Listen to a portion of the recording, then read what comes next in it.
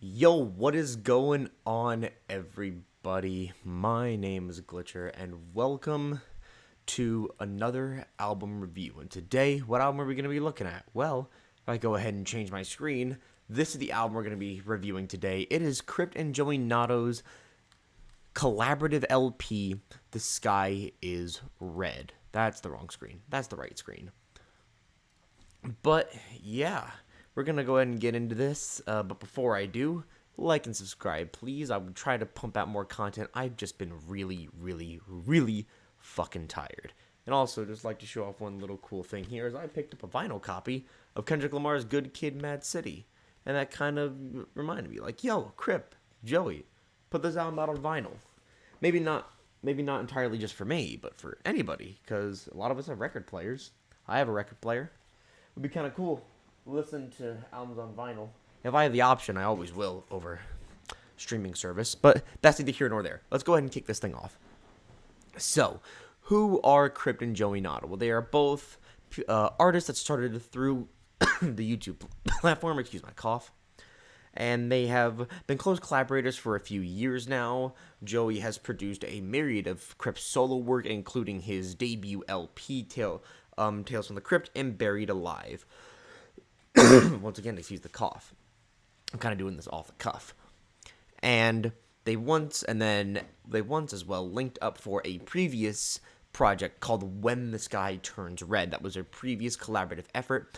And while that was announced as an album, it didn't really have that album feel. It was sort of like this. It was thrown together not thrown together, but it was put together very quickly and had a fast turnaround. From what I understand, it had like a week, I think, or maybe 2 weeks of work on it before it kind of got shipped out to us as the public, and it had that real mixtape energy, and I really enjoyed that project. Now, over time, have some of the songs faded away from me, yes, but there are still some killer tracks on that thing. That's title track on that song, on that LP is great. Dirt on My Name is a solid track. Yui is a solid track. Cold Place is a great sort of like rap ballad. There's a lot of good things happening on there. Triggered is a good rap rock fusion. And so with that, we have this new record here. The Sky is Red. And this is the sequel to that record, and this one has a much different presentation. And as a presentation that I'm going to make a few callbacks to this are like Chris Brown and Tyga's collaborative album, Fan of a Fan, the album in 2015. And that was a follow-up to a mixtape by the same title, Fan of a Fan. And while the album had some very popular songs on it, it lacked that mixtape feel and that mixtape energy that felt way more raw and way more kind of in the moment and just more artistic. And I think there were better moments on that mixtape than on that record. And while I'm not saying that that's exactly the case for this new Crypt and Joey Nato LP here, it definitely lacks that mixtape presentation, which has pros and cons.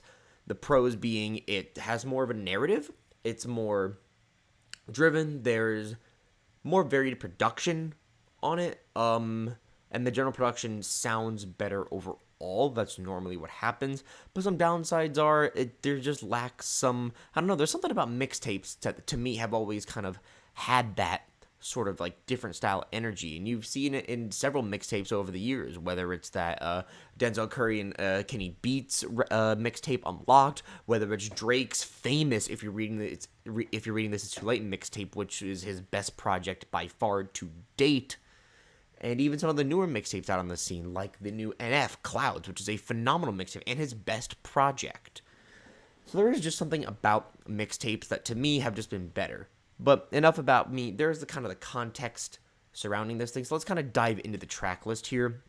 With the title track, The Sky is Red, which is a cinematic instrumentation-laced type of instrumental with a lot of low brass and middle strings kind of dancing throughout in terms of the melodic pieces. It's a decent trap-style percussive rhythms, but nothing too out of the ordinary. Solid opening track for me. The hook has much better singing on it than the last project. Now, I'm not saying that the title track had singing, because it didn't. It was more of just like a back and forth trade. And lyrically, there's not a lot to comment on here. Bars are relatively solid. And the ones that maybe are a little bit rougher to me, like Joey's, like the gaming, uninstalling, getting loaded up Steam bars. They're not as noticeable to me because the production kind of carries this track a large majority of the time. Also, this features an interlude that I think is Morgan Freeman talking. I don't know if it like it's something they paid him to say originally, because if so, that's a bag and also kind of cool. Or if it's just a sample, it's more likely just a sample, but even still, that's kind of cool, kind of impressive.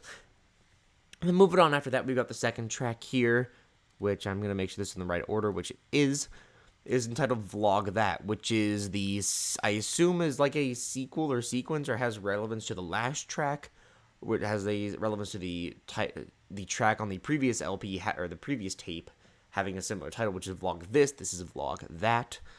Instrumentation is probably at its most experimental here overall, mixing in sounds of industrial hip-hop with super distorted features of like 2017 SoundCloud era beats. If you ask like if you took like an XXX Tentacion beat from that era, stripped away some of its percussive elements, and threw them over like an Injury Reserve style instrumental, you'd kind of get something like this. The hook is super catchy and bouncy, and is really reminiscent of, once again, that 2017, 2018 era of something that like Migos would have put together a few years ago on that Culture record. And I mean that in a great way, because a lot of the hooks on that Migos record are really catchy and really bouncy, and this song has that.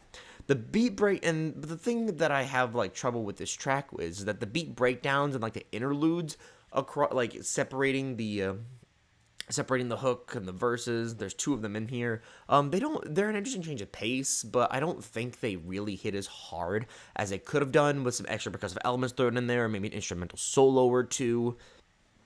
It just doesn't really, I don't know, it doesn't hit as hard as I would have hoped they would, but there's still a nice change of pace. The back-to-back shared verses are also cool as well, but, you know, for, like, something as, like, this, like, the initial instrumental as, like, this big of an experimental trap banger as the instrumental suggests, it doesn't really follow through the more you listen to the song. And then you've got kind of the lead single to the LP, and that is Invincible, featuring, I don't know how to say this man's name. I think it's, I don't know, it's like SOS, I don't know how to say this man's name. Someone can go ahead and tell me. Solesian, SOS Leeson. I don't know how to say his name.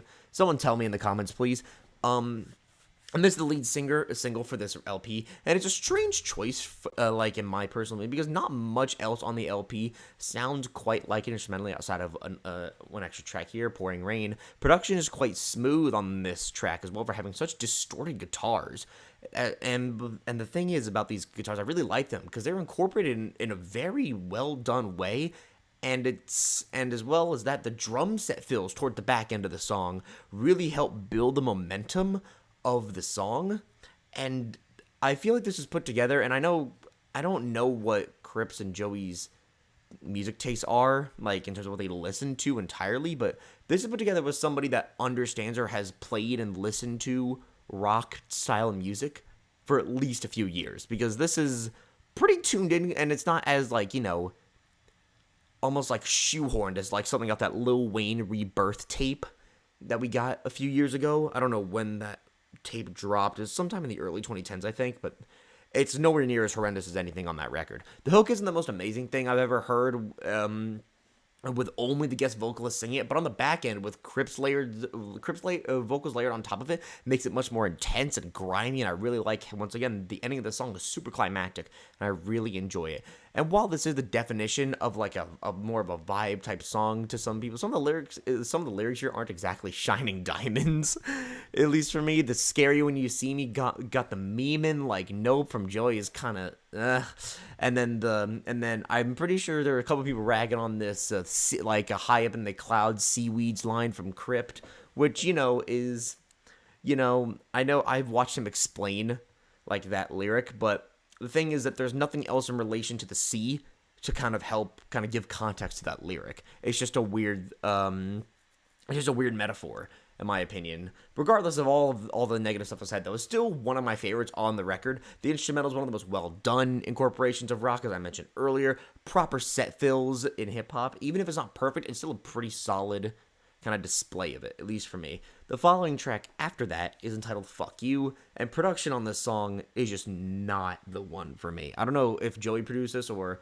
if someone else did. I'd have to go back and look through the credits. I just haven't yet. But that stomping like sound in I think it's like a kick, or I don't know what it is, but it sounds like it's peaking and clipping, and it's just really ugly in my ears. That's at least about the instrumental. Even if it's not the most prominent thing in the mix, I'm still picking it out because that's how irritating it is. Joey's verse is so underwhelming compared to Crypt's here as well. And Crypt, who has a nice sung portion on the back end, just some nicer flows and cadences throughout. The song itself is generally fine. There's nothing glaringly wrong about it, aside from, once again, that disgusting, I imagine, kick drum or like a rim shot that's really distorted and ugly in the instrumental. But other than that, it's just really forgettable. Like, I barely remember anything about the track other than that really awful mixing mistake. It's just in one ear and out the other for me. Moving on from there, that we have the song Pouring Rain. And it's like another half rock, half hip hop cut here, and it leans more towards that rock side, especially in the hook with those guitar riffs and that slow, intense balladry of the hook.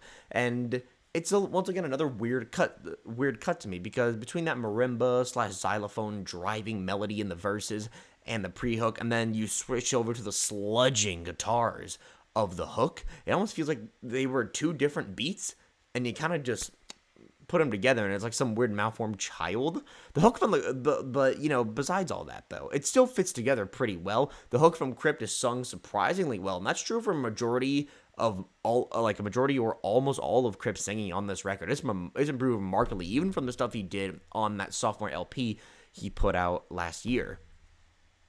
Joey has a nice little back-end third verse that I really, really enjoyed as well. Way better than his first verse. The devil and God's a woman line was slick as hell.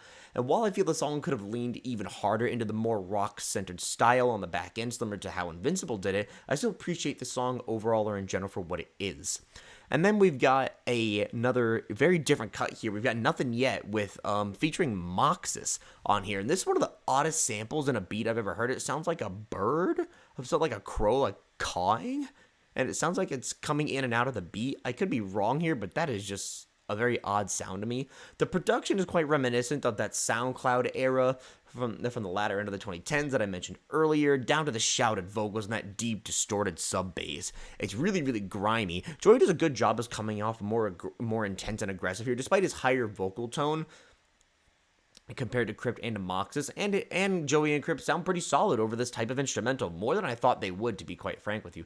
But the real star of this song, and I cannot stress this enough, is the feature from Moxus, who just took this instrumental and ran with it. This is Moxus' song, if I'm being 100% real with you. And Moxus did blow up in this era when these types of beats were really popular on SoundCloud. And he just wipes the floor with both Crypt and Joey and the beat with this sound and a great verse. I don't mean sit in a chair with a barber, but I'm about to catch me a fade.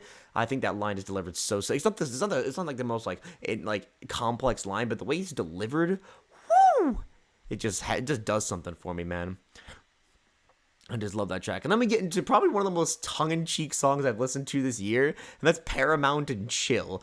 And I love this song, man. I think this song is amazing. This production is what it would sound like if you asked like D.A. Dopeman to make like a DC juke beat. Like, that's what this beat is. That's what this instrumental is. It's almost like that. It's almost like you took that DC juke beat from that Wale track, "Jump In," off that that 4-Lane 2 project that he put out, and then you mixed it with like. Then you mix it with like the Godzilla beat from Eminem's MTB&B. Like, that's kind of what it is. Regardless of any of that, though, super bouncy instrumental. Once again, I related it to Godzilla, and it's led mostly by little melodies and mostly percussive types of elements, similarly to how drill beats are composed, but it's formed in a juke club fusion type beat. Super tongue-in-cheek tune that's a hardcore bounce and bop, playing off that Netflix and chill phrase and linking it with several other types of services, and spinning a narrative almost between the two verses about kind of doing that, having sex. The female guest vocalist, who sounds like Joey's wife from Psycho, the closing cut on the When the Sky Turns Red mixtape, makes the scene even more vivid and fun with her super eccentric delivery and tone. And my only real gripe with the song is in the hook.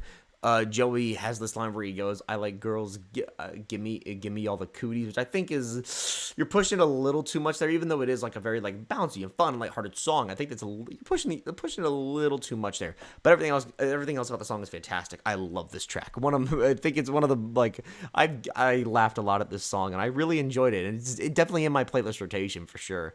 And then we move into the opposite of a tongue-in-cheek song. We move into something super, super serious here with the cut Stones, a song that's super melancholic in its nature and interpreted in different ways by both the artists here, with Crypt kind of talking about how people contemplating suicide, and Joey more talking about his career and his path before he got to this moment. And it's a very strange dichotomy, but it works really well in general, and especially because it's two different voices, it does create a very clear line, and they both topics relate back to the hook, in a sense, where, hook, don't leave no stones unturned, in both in Crypt's scenario and in Joey's scenario as well. Crypt's verse does hit me in a particular soft spot in my soul. Maybe that's why I like this song and his verse a lot here. But I do think the song is generally great. Production is similar to that of many Juice WRLD tracks if you just turned up the tempo a little bit, particularly if you took some of the more mellower cuts from Legends Never Die. That's kind of what you're dealing with here. And then we've got an insane banger of the 80s with Blackout featuring Jaron Benton of Funk Volume fame. And if you don't know what Funk Volume is, it's Hobson's old label with Dizzy, that had Jaron and Hobson on it, Dizzy Wright, Swizz. And that's this is probably the largest, like one of the most well-known people on this list outside of Atlas, who appears on the closer. And I think this is a banger. Another very minimalist instrumental here, but with several experimental textures as well that remind me a little bit of what Kanye West Off the Grid did. Not as amazing, mind you, because Off the Grid is a phenomenal trap drill fusion. But it's definitely sitting in that sort of vein and taking ideas from sort of that kind of style. Hook from Crypt is anthemic and slides in very nicely into Jaron Benton's verse. He does a great job and sounds directly at home over this style of instrumental, and I really, really like his incorporation here. Crypt's verse starts out a little odd to my ears, I think, I think that's because he's trying to cram a few too many syllables into those first few lines, but after that, it glides the rest of the way through. It's awesome. Joey has a very solid verse as well on the back end, with the worst bar on the track, the Gyarados line, and the best bar, the independent line, and I thought that was hard as hell. The song cutting off in a sharp place has kind of been a trend since, once again, I referenced this song before, since Eminem's Godzilla came out, it's blown up as well, but it doesn't seem too forced here because it's naturally incorporated into the song where you hear the blackout on it from that machine vocalization. And it fits in better than, that Chris D'Elia sketch that was at the end of Godzilla. Moving into there, though, we have Art 3, which is the third installment of their Art song series. Hello, camera. Thank you. And which have historically gone from smooth R&B ballads to aggressive and abrasive trap-laced bangers.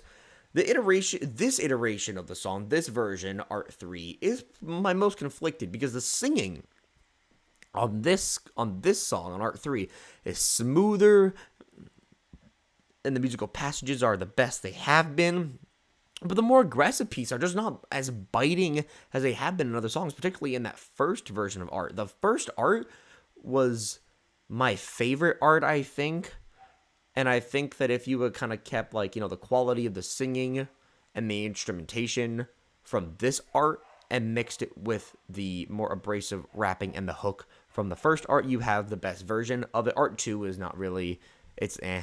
And then Hook is super repetitive for me, without much in the way of catchiness, especially with that distorted, especially with the distorted EQ repetitions of the hook. Like, I don't give a fuck about you. Like, I just don't think it kind of lands in the same way that the artist intended. Here we've got another kind of slow rap ballad here entitled Snow, which is featuring Kuma, who is the producer of the track, I believe. It's a rap ballad relating to the push and pull of negative and positive emotions in our lives, and it kind of ties them back into the theme of weather, particularly snow. Production here is pretty solid from Kuma with that shallow percussive instrumentation and the gentle piano passages. Hook from Joey is probably his best here on the entire project, and both the verses from Joey and Crypt do well to stick on topic with solid bars. The Miami Normandy beach line was great on that track in general, and it's a song that I like going back and listening to because some days on the gray your skies, someday on the sun of your eyes. Like, I don't know, it kind of flows for me. Next we've got the track "Call You Back" featuring Echo, and this instrumental is a pretty decently composed, fast-paced hip-hop cut with that block flute melody interlaced throughout the generic but solid percussive elements. Hi-hats here are mixed and played to perfection on this song more than any other track on this LP. The verses from Crypt and Joey are pretty solid in terms of flow and rhyme scheme, but some of the bars on here are just not it. That grandmother, like the put you to the side, like grandmother's coaster, is just, no. And then that earwax on record line from Joey, once again, just no, why? But regardless of all that, their verses are still solid, as I said previously. Echo, the guest rapper here, provides the longest appearance on the record and does a pretty good job in terms of his performance and attitude. And he reminds me a little bit of Lil Pump in his prime, except smoother and with more substantive lyrics. Only thing is that with his, it almost seems like his voice is mixed lower than Crypt and Joey's on the song, so I have to listen a little harder. It's not like buried or anything, but it is just enough to where I think it's a little softer than both of the lead artists on the track, but it's still a pretty solid track for me overall.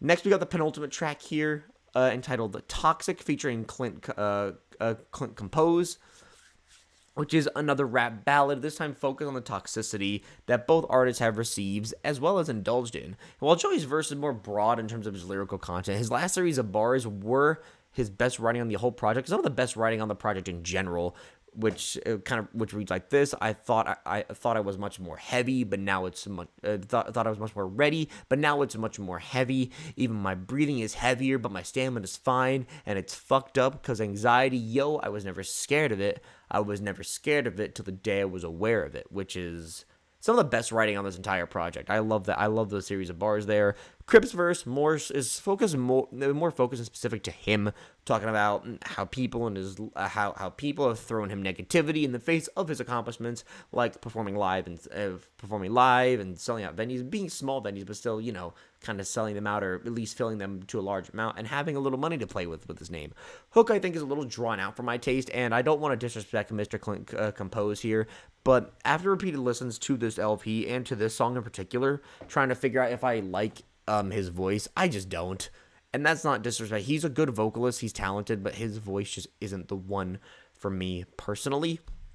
But the song does end with a large and long, I can't tell if it's a viola or a cello solo at the end with a soaring background percussion and piano accompaniment that sounds just fantastic. And I feel like it took inspiration from that NF song "Time" off of not The Clouds, off of The Search, which kind of is where that kind of hits me. And then we've got the last track here, which is "Blame Me" featuring Atlas, which is the second single to this project, which I found weird to make this a single. I didn't hear it as a single. I heard it in the context of the record. This outro cut opens with another Morgan Freeman sample or interlude before kind of entering this apocalyptic sounding instrumental with a slow paced siren sample, low brass and rattling hi-hats. Hook from Atlas, as usual, is phenomenal to listen to. I love this hook, and his voice adds an extra layer of intensity to the song that makes it even more of a draw for me. Opening verse from Crypt is a little rough in the way some of the lines fit together, but it was overall fine. Joey's verse, while it had personality, it lacked the intensity of the hook that preceded his verse, which is, just unfortunate for him. Ending of the song, though, very beautiful. All three artists kind of vocally layering into harmonious bliss, similar to Kanye West's song "Moon" off of Donda. And I know I've made several Donda comparisons. This record does not touch Donda in any capacity, but there are elements here that they are pulling from. There are the two bonus cuts on here, which I didn't really kind of script for, and that was "Who," which I think is a pretty solid banger. I like the track. I don't really have much to say about it because it's not a part of the grand scheme of the record being a bonus track. And then there's Break the News, which I did react to on my channel, which you can find. I didn't really enjoy that song too much. I thought it was all right. But yeah, overall, I mean, this record was all right. The question is, I guess for me, is does it do better than its predecessor? And we have to compare them because obviously it's the sequel, it's the predecessor. And as I said in the beginning, that this is more of an album feel, while its predecessor, When the Sky Turns Red, it felt more like a mixtape. And I will go ahead and we can go ahead and look at all the songs on When the Sky Turns Red. You can see I enjoy quite a few of them now. It used to be almost all of them, but over time it's kind of dwindled to these being kind of my favorite tracks here. Still a large majority of the record. For 12 songs, 1, 2, like 7? That's not horrendous. It's over half the record. So now it turns to The Sky Is Red. What do I like here? What do I not like here? Now, I'm not going to count the bonus tracks in this in terms of the overall review, but I do like Who. Who is a great track, in my personal opinion. I'm not the biggest fan of Blame Me overall, even though I do love the hook. Same with Toxic, except it's the reverse. Call You Back, I think, is a solid cut. Snow, I really enjoyed. Art 3, not for me. Blackout is an insane banger. Stones, really sensitive cut. Really did enjoy this one. Paramount and Chill, goofy as hell, but I loved it. Nothing Yet, SoundCloudy banger from that late 2010s. It kind of really does speak to me here. Pouring Rain is also a cut that I really enjoyed. Invincible as well. And that's going to kind of round out for me the songs I enjoyed on this LP. If I'm not counting the bonus tracks, which I'm going to move this to where I'm not counting the bonus tracks, we've got 14 tracks here. And I've enjoyed 1, 2, 3, 4, 5, 6, 7, 8. 8 out of 14, which is a better ratio. Now, this is off of repeated listens. Now, maybe over time, I will enjoy it less. But for now, that is kind of what I'm dealing with here. And there you have it. There is Crypt Joey Nato's The Sky Is Red. What am I going to rate it overall? I don't know. I think this project has some pretty high highs, some pretty low lows, and some very forgettable spots as well. I think it'll be time before I figure out if I enjoy this project more than When the Sky Turns Red. But I think for now it's a better project. I'm feeling like a strong 6, light 7 on this one. And that's really gonna be it from me. If you guys do want to check out the record right here, as you can see, or my finger's right there. As you can see, The Sky Is Red. You can go ahead and check it out. Top link in the description, of course. Yeah, also follow me on my socials. Follow my Spotify. Follow my Twitter. Follow my Twitch. And yeah, that's really going to be it for me today. Take care. I love you all. Have a nice day. Drink your water. And I will see as I smack my microphone. And I will see you later. Goodbye.